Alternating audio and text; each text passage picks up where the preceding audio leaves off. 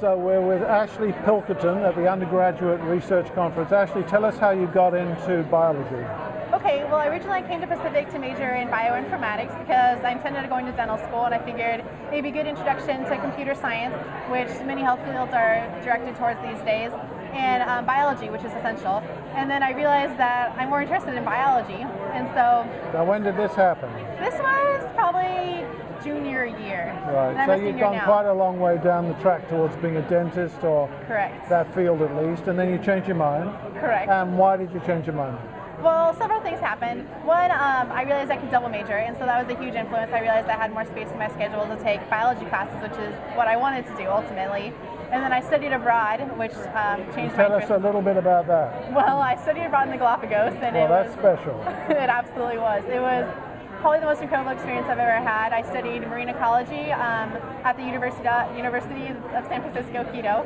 You started to speak Spanish then, right? Exactly, I had to correct myself. Right. And then I just really enjoyed it. I really enjoyed the hands-on research, the impacts that I'll be able to have through my career. So that was a huge turning point for me. Okay, so tell us about the study you're doing right now. Okay, so this is more bioinformatics research, and currently we're working with the School of Pharmacy, who are trying to find a competitive inhibitor for the enzyme that breaks down nicotine. So essentially, if we're able to inhibit the breakdown of nicotine in the human body, we can decrease smoking rates. And that's the idea behind this research. And so what I'm doing is I'm computationally modeling the interaction between this enzyme and various substrates. So right now I have, for example, I have nicotine modeled here, and we have produced various results that we're currently working on refining. And then trans-dynamic aldehyde is actually the substrate that they have found currently that they're interested in for lead drug design as an inhibitor for this enzyme. So they're trying to produce a drug to inhibit nicotine use? Is that the overall design? To inhibit nicotine breakdown within the system. Now, why is that important?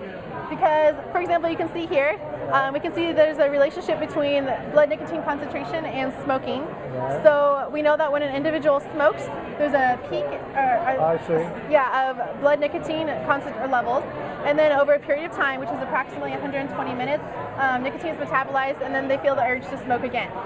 And so if we're able to decrease the metabolism, they'll smoke fewer cigarettes per day. Right. Got it.